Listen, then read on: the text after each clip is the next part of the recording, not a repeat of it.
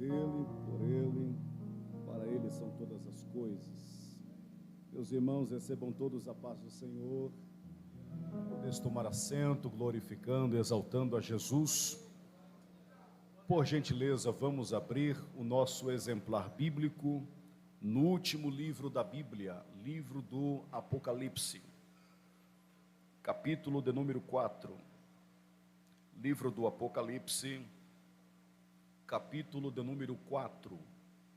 Enquanto os irmãos procuram o texto, que não é tão difícil de ser encontrado, eu gostaria de glorificar a Deus pela vida desta igreja tão abençoada que fica nesse bairro do Feitosa. Louvar a Deus pela vida do vosso pastor Antônio Moreira, o qual é um amigo, um pai, um exemplo para a nossa vida. Deus continue abençoando o Senhor, meu pastor. Deus continue conservando em saúde e em vida. Glória a Deus. Que Deus abençoe também a sua família. Que Deus abençoe os obreiros que aqui milita nesta igreja, que aqui trabalha para a obra de Deus. Me faço acompanhado do meu amigo, dos meus amigos, auxiliar Fábio, e também o nosso jovem Leandro. A minha esposa gostaria muito de estar aqui, porém não pôde chegar. Minha esposa está naquele processo de estudo. Ela tem um sonho de passar em um concurso público, e por esses dias ela viajou bastante comigo, e hoje ela achou por bem ficar em casa com a minha filha, mas transmite a paz do Senhor para a igreja. Da mesma forma também o nosso pastor transmite a paz do Senhor para o vosso pastor, que eu já transmiti, e transmite também a paz do Senhor para a igreja. Falei para o pastor Moreira que eu estive aqui por volta de 20 anos atrás, acredito, ainda adolescente, no tempo do pastor Aurélio. Não sei se tem mais ou menos esse tempo, 20, 19, 17 anos, 18 a 20 anos, estive aqui pregando. Se não foge a memória, foi uma festa dos jovens ou foi um culto com os jovens. Já faz tanto tempo que eu não me recordo bem. Meus queridos, quem encontrou o livro do Apocalipse, capítulo 4, diga amém. Nos diz assim um texto: depois destas coisas olhei, e eis que estava uma porta aberta no céu. E a primeira voz que como de trombeta ouvira falar comigo, disse: sobe aqui, e mostrar-te-ei as coisas que depois destas devem acontecer. E logo fui arrebatado em espírito, ou no espírito, e eis que um trono estava posto no céu, e um assentado sobre o trono. E o que estava assentado era na aparência semelhante à pedra de jaspe e sardônica, e o arco celeste estava ao redor do trono, e parecia semelhante à esmeralda. E ao redor do trono havia 24 tronos, e vi assentados sobre os tronos 24 anciãos, vestidos de vestes brancas, tinha sobre as suas cabeças coroas de ouro. Quem pode dizer amém?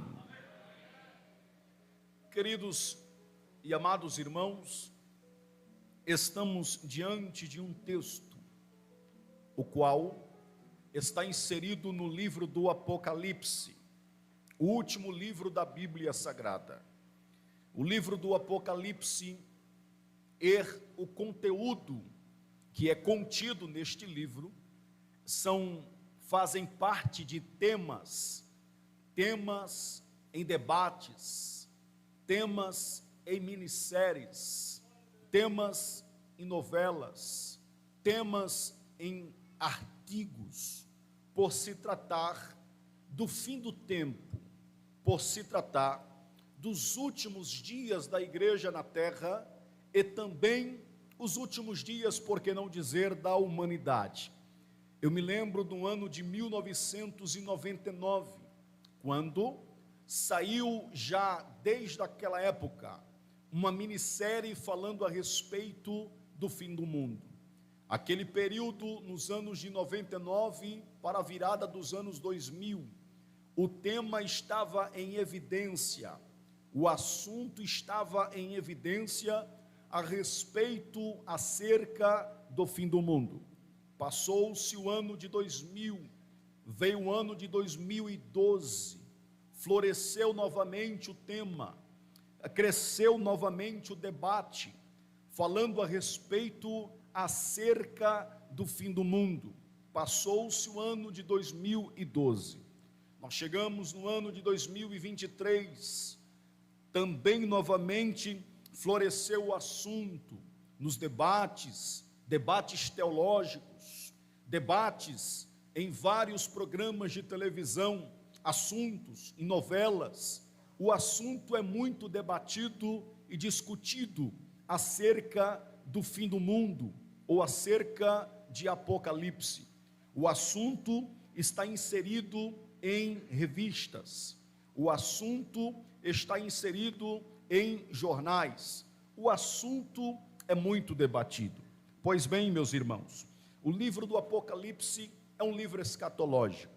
O livro do Apocalipse é um livro da revelação do Senhor Jesus Cristo. O livro do Apocalipse foi escrito por um dos 12 apóstolos, esse apóstolo a saber, chamado João. João foi um dos mais próximos apóstolos do Senhor Jesus. João, após o Senhor ser assunto aos céus, e após continuar pregando e propagando o Evangelho, por volta de quando ele estava aproximadamente 80 anos a 85 anos, João, ele foi exilado numa ilha chamada Pátimos. Foi exilado pelo imperador. Por que o imperador exilou João? Por que o imperador colocou João na ilha de Pátimos? Por causa que ele estava pregando a palavra, por causa da palavra, por causa do testemunho. Segundo a história, dizem que o imperador, ou os imperadores da época, só mandava alguém para a ilha de Pátimos quando eles queriam castigar essa pessoa. Então João estava de forma direta sendo castigado pelo imperador, e dificilmente alguém retornava com vida ali naquela ilha. Mas quando João estava exilado naquela ilha de Pátimos, nos diz a Bíblia que João recebeu a revelação. João recebeu a revelação do livro do Apocalipse. E quando João recebeu a revelação do livro do Apocalipse, a partir do capítulo 1, Jesus se apresenta a João. E a apresentação de Jesus é como um Cristo glorificado.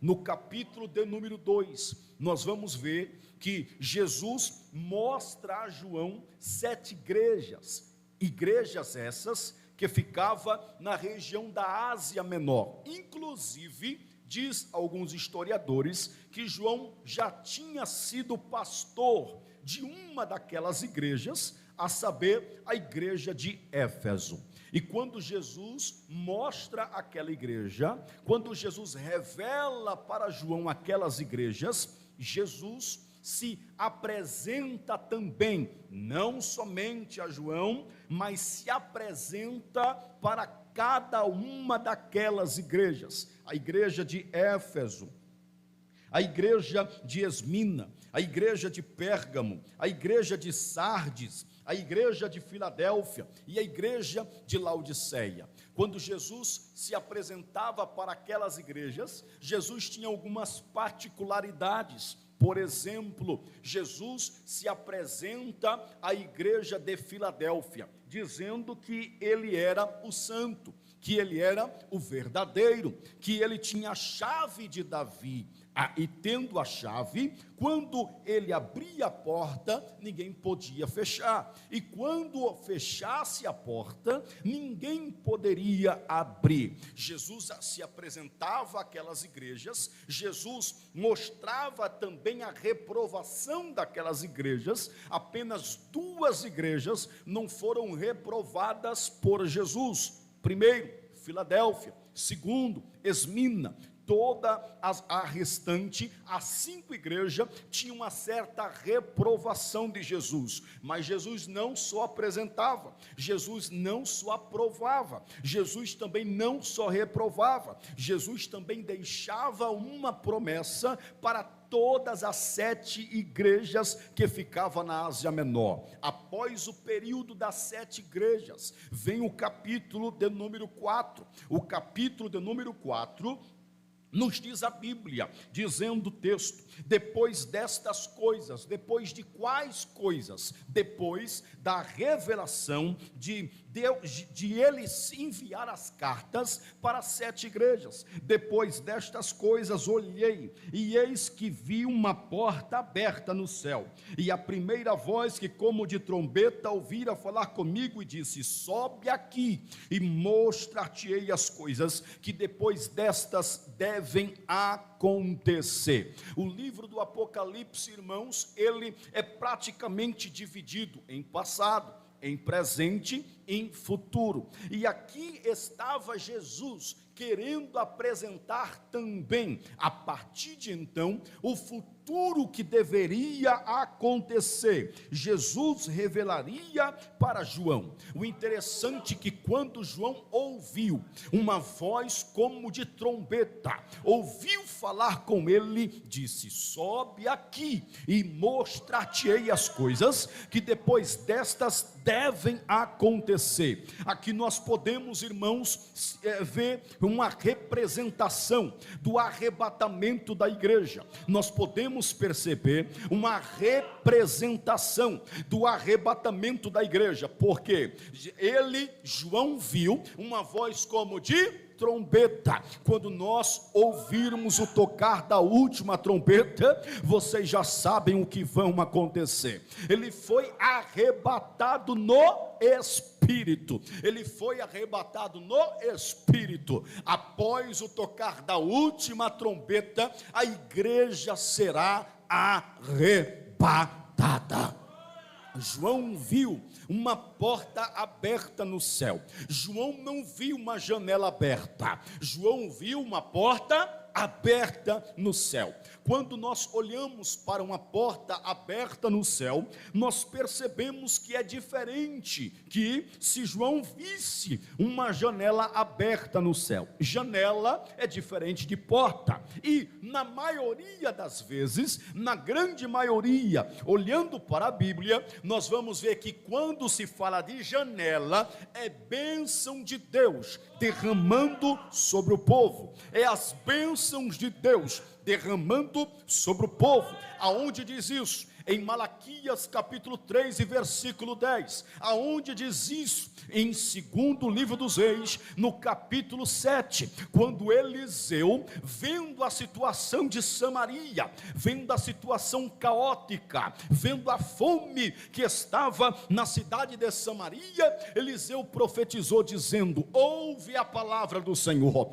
assim diz o Senhor, amanhã, quase a esta hora, haverá alimento acessível para todos. A Bíblia diz, cujo capitão que o rei se encostava disse: mesmo que o Senhor fizesse janelas no céu, poderia fazer isso? O profeta Eliseu disse: tu verás com teus olhos, porém não comerás. Então perceba que quando fala de janela, é bênçãos derramada de Deus sobre o povo. Mas quando nós falamos de porta, é completamente diferente. Por exemplo, no livro de Gênesis, no capítulo de número 28 e no versículo de número 17, a visão que Jacó teve, a visão que Jacó experimentou, diz a Bíblia no versículo 17: e temeu e disse: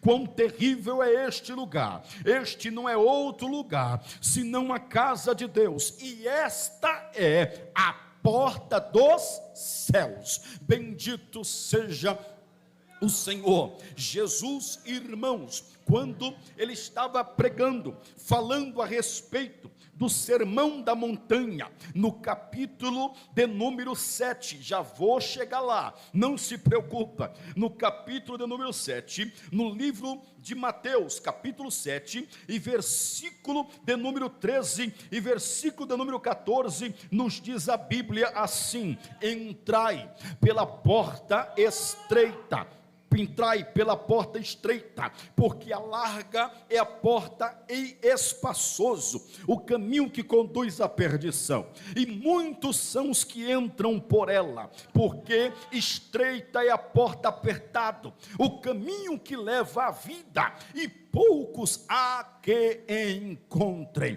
Bendito seja o Senhor. Jesus, já no começo do ministério, já estava mostrando o caminho. Jesus, já no começo do ministério, Jesus já estava dando uma direção: tem que entrar pela porta. Se não entrar pela porta, não há salvação. Se não entrar pela porta, não tem como entrar no céu. Se não entrar pela porta, não tem como escutar o tocar da última trombeta. Se não entrar pela porta, e a porta é estreita, não tem como chegar naquele grande dia com o corpo transformado. Por exemplo, em Mateus capítulo 25, tratando da parábola das 10 virgens, no versículo de número 10, diz a Bíblia: e tendo elas ido comprá-lo, chegou o esposo, e as que estavam preparadas entraram com ele para as bodas, e fechou-se a porta, e fechou-se a porta. Olha para mim que eu já vou chegar lá. A porta da graça está aberta, a porta da graça está escancarada, a porta da graça está escancarada, mas para entrar pela porta que é da graça, que está escancarada, nós devemos estar pela porta estreita. Nós devemos estar pela porta estreita. Quem é esta porta? Qual é a porta que também João viu em Apocalipse no capítulo 4? Não tem como adentrar pelaquela porta se não estiver na porta estreita. Diz a Bíblia no livro de João, no capítulo de número 10, no versículo de número 7, diz assim: tornou, pois, a Jesus a dizer-lhes: em verdade vos digo, que eu sou a porta das ovelhas. No versículo de número 9 diz: eu sou a porta, se alguém entra por mim, salvar-se-á, e entrará e sairá, e achará pastagem. Bendito seja Deus. Eu quero saber aqui, quem está adorando aquele que é a porta das ovelhas, que é por ele, por intermédio dele, e é com ele que nós escutaremos o tocar da última trombeta. Se porventura você já entendeu o que eu estou dizendo aqui, levante a tua mão e glorifica a Jesus nesta noite. Ele é a porta. Aleluia. Bendito seja Deus. Voltando para o livro do Apocalipse, capítulo de número 4, quando João tinha visto a porta aberta que estava no céu, e quando foi arrebatado em espírito, quando ouviu uma voz como de trombeta, no versículo de número 2, diz o texto: e logo fui arrebatado no espírito, e eis que um trono estava posto no céu, e assentado sobre o trono. Quando João, ele teve uma visão do lado de dentro do céu, a primeira coisa que ele percebe, a primeira coisa que ele nota, a primeira coisa que ele observa, é um trono centralizado, é um trono centralizado. E o mais interessante, o trono não estava vazio, o trono não estava vazio, o trono estava ocupado,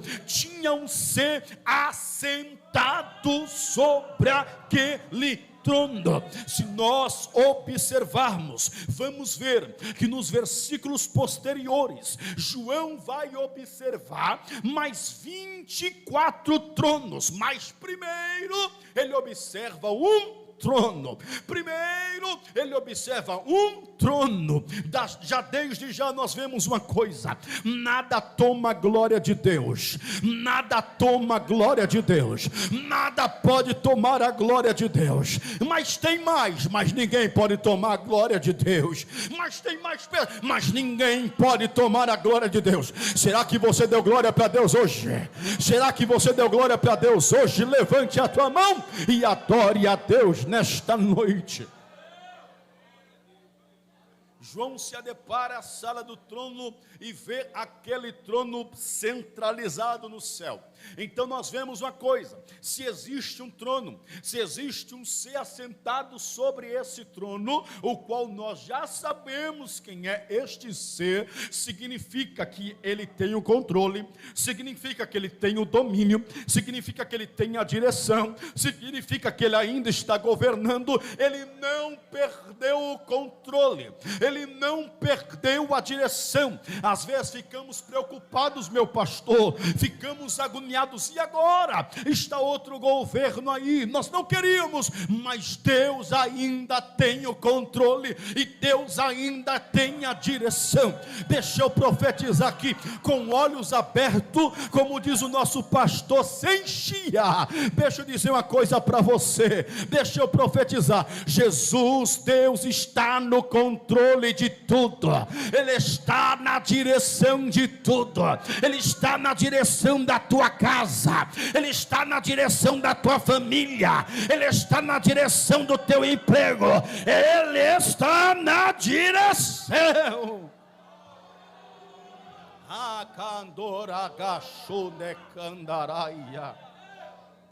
Aleluia, Ele está na direção. Eu me lembro, irmãos, no Antigo Testamento, quando o povo havia pensado que Deus havia perdido o controle, quando o povo havia pensado que Deus havia perdido o domínio, quando lá em primeiro livro dos Reis, no capítulo de número 17, quando surge Elias. Por que aparece Elias? Vocês sabem, não vou me estender muito aqui, mas aonde o povo estava cambaleando entre dois pensamentos, aonde o povo estava cochoando entre dois pensamentos. Cochoar entre dois pensamentos significa cambalear, sem ter uma direção exata, sem ter um domínio exato, sem ter um equilíbrio. O povo não sabia quem rendia graças, o povo não sabia quem dava glória, se era Deus ou se era Baal, se era Deus ou se era Baal. Mas diz a Bíblia no capítulo de número 18, Elias reaparece novamente para Israel, e quando reaparece para Israel, faz um desafio aos profetas de Baal, e eles aceitam o desafio. Eles começaram a clamar, nada de Baal responder. Chegou a vez do profeta Elias. Segundo alguns historiadores dizem que a oração de Elias durou aproximadamente 17 segundos. Não é o tempo, muitas das vezes é a intimidade e o propósito da sua oração. Orou 17 segundos, de repente Deus mandou resposta, Deus mandou fogo, e tiveram naquele monte que dizer e que confirmar: só o Senhor é Deus, só o Senhor é Deus, só o Senhor é Deus, só o Senhor é Deus. Não entendi. Eles tiveram que dizer o seguinte: quem manda no pedaço ainda é Deus, quem tem o controle ainda é Deus, é Ele que tem o controle.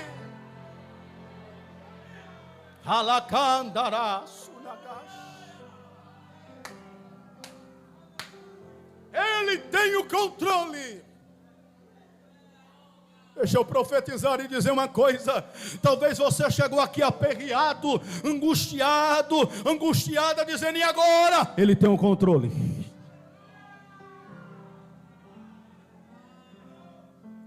Aleluia, aleluia, aleluia. Vou me adiantar por causa da hora. Aleluia. No versículo de número 2, João, ele vê este trono centralizado,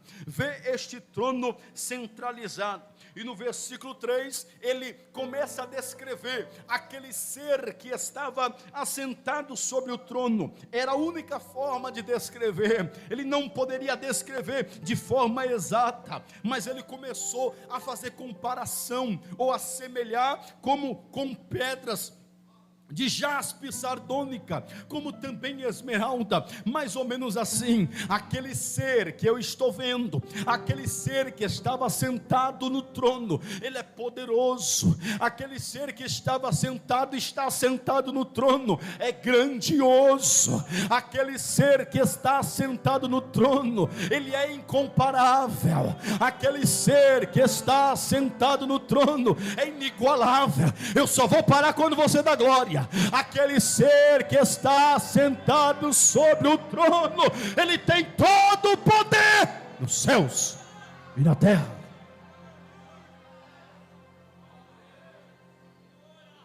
Oh glória, oh glória. Ele é poderoso, ele é majestoso, ele é glorioso, ele é incomparável, ele é inigualável. Aleluia. Ele é um ser, irmãos, que nós não conseguimos descrever. Aleluia. Quão grande ele é. Ele é onisciente, ele é onipotente, ele é onipresente, ele tem todo o poder nos céus e na terra. Ele é onisciente, ele conhece o pensamento do ser humano, ele sabe o que você está pensando agora. Ele te conhece mais do que o seu cônjuge, ele te conhece mais do que o seu próprio filho, ele te conhece mais do que o seu próprio marido, mais do que a sua própria mãe. Ele te conhece.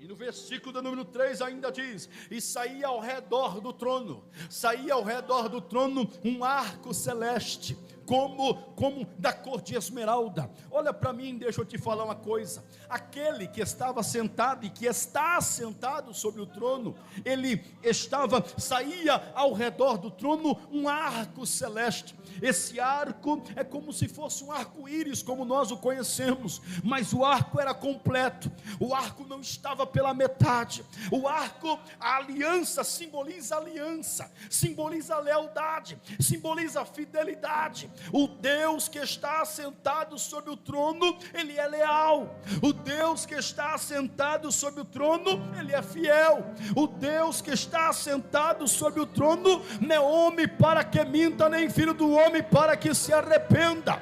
O Deus que está assentado sobre o trono, o arco está dizendo: eu permaneço leal, eu permaneço fiel, eu permaneço. As promessas ainda estão de pé, as promessas ainda estão de pé. Deixa eu profetizar mais uma vez aqui, Levante a tua mão para adorar, Eu não sou muito disso não, irmão, mas eu não sei porque eu estou fazendo isso hoje. Levante a mão, continue com a tua mão levantada. Deixa eu profetizar nesta noite. Ei, a promessa está de pé.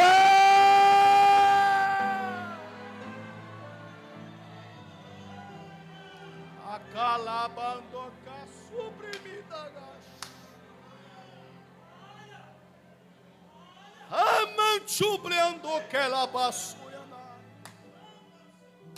Mas é difícil, mas a promessa está de pé. Mas parece impossível, mas a promessa ainda está de pé. Mas não tem jeito na sua ótica, mas a promessa ainda está de pé.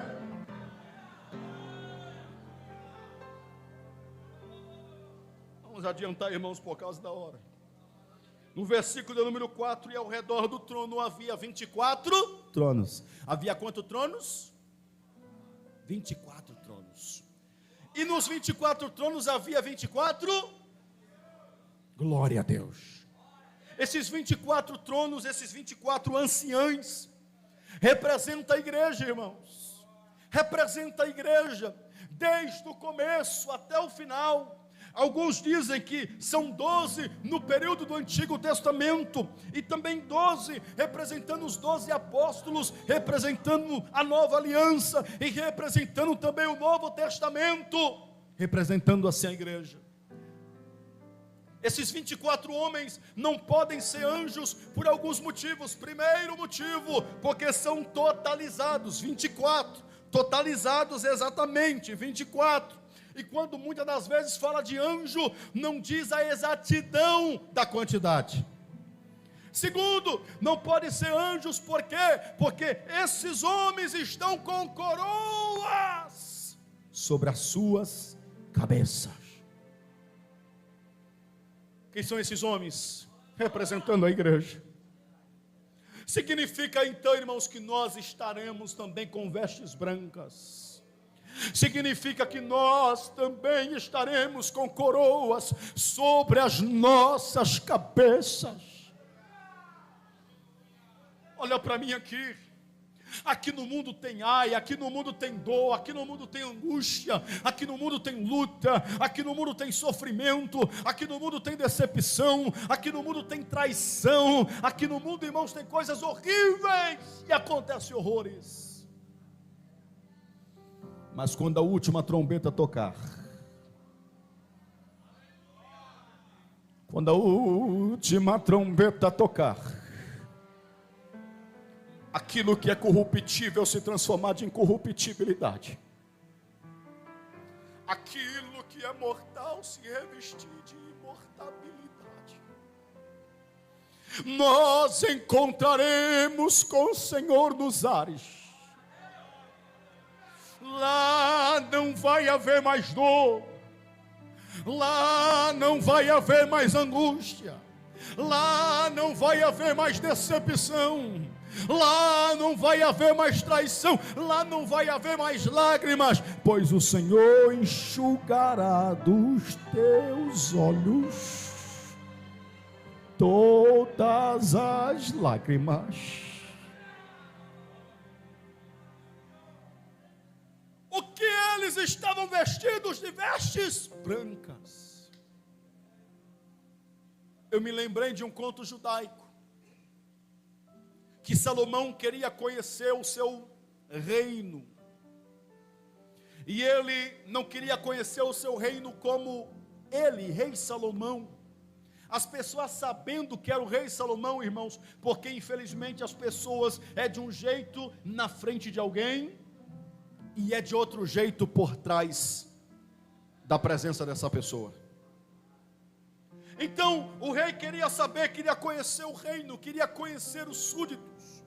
Ele tira as vestes reais, coloca a veste de pastor de ovelhas e vai conhecer, passa pelo palácio. Adiantando, chega em um lugar onde tem uma moça, uma jovem, pisando uva. E Salomão, ele observa que esta moça estava pisando uva, e quando salpicava e manchava as vestes daquela moça, que as vestes eram brancas, ela saía da onde estava, ia para um rio de água cristalina, que ficava por trás, se limpava, se lavava e retornava a pisar uva novamente. Salomão observando que quando manchava outra vez as vestes daquela moça, ela fazia o mesmo trajeto, procurava um rio de água cristalina, se limpava, se lavava e voltava novamente a pisar uva. Salomão, curioso, chegou até aquela moça e perguntou: moça, e sem aquela moça entender e saber que era o rei Salomão, pois estava com veste de pastor de ovelhas. Me tira uma dúvida, eu estou curioso, porque todas as vezes quando você mancha as suas vestes, você procura um rio de água cristalina e se lava e se limpa e retorna a pisar uva. Aquela moça, olhando para Salomão sem saber que era o rei Salomão, disse: é porque eu não sei a hora que o meu rei vai chegar. É porque eu não sei a hora que o meu rei vai deixar o trono e vir me visitar. Então, quando o meu rei vir me visitar, eu quero estar com as vestes limpas, com as vestes brancas. Nós não sabemos a hora que o rei vai vir. Nós não sabemos a hora que Jesus vai vir. O dia e a hora ninguém sabe. Mas os sinais nos mostram que Cristo já volta. Breve Jesus ele voltará. Olha para mim aqui. Eu não sei se as tuas vestes estão sujas. Eu não sei se as suas vestes estão manchadas por alguma mancha que salpicou durante esses dias, durante essa semana, durante os meses. Não importa. A questão não está no manchar as vestes. A questão não está nos manchar as vestes, porque quase é impossível nós não mancharmos as vestes enquanto nós não estivermos nesse mundo corrompido. A questão é você permanecer com as vestes manchadas.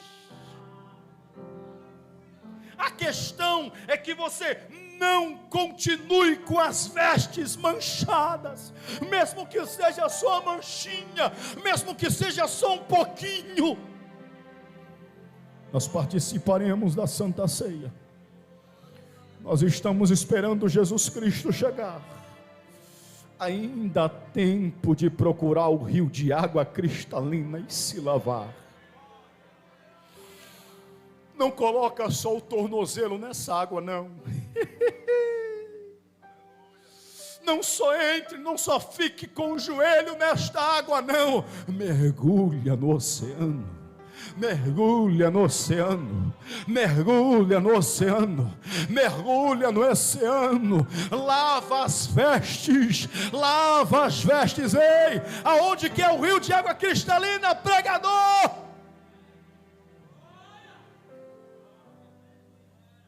Você já está nas águas, basta você se lavar.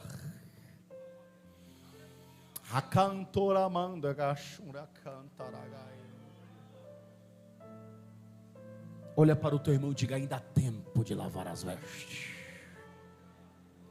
Para quando o nosso rei vier. Para quando o nosso rei vier, nós estarmos com as vestes brancas e limpas para o teu encontro com o noivo. A palavra de Deus é água. O Espírito Santo de Deus também está aqui para te limpar.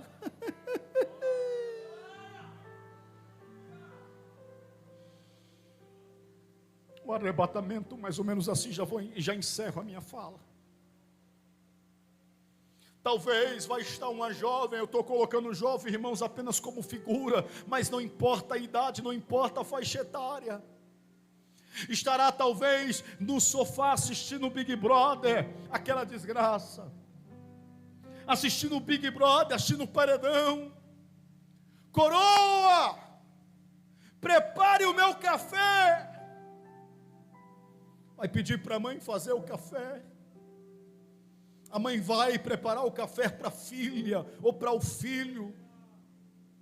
Chega, passa 5 minutos, passa 10 minutos, passa 15 minutos, passa 20 minutos e nada da mãe trazer o café. A moça começa a ficar desesperada, agoniada, brava, virada no giraia. Cadê o meu café, coroa? A mãe nada de responder. Ela se levanta naquele sofá que não queria se levantar por nada. Vai na cozinha procurar a mãe. O café está derramado. O fogo está aceso. Coroa, deixou o café derramar. Cadê a senhora? Procura no quintal. Já não começa a chamar mais de coroa, já começa a chamar de mãe. Mãe, tu está no quintal? A mãe também não está no quintal. Já começa a bater um pouco do desespero. Vai para o quarto. Mãinha, manhinha já começa a mudar, já não é mais coroa, já não é mais mãe, agora é manhinha. Manhinha, você está no quarto, manhinha. A manhinha também não está no quarto.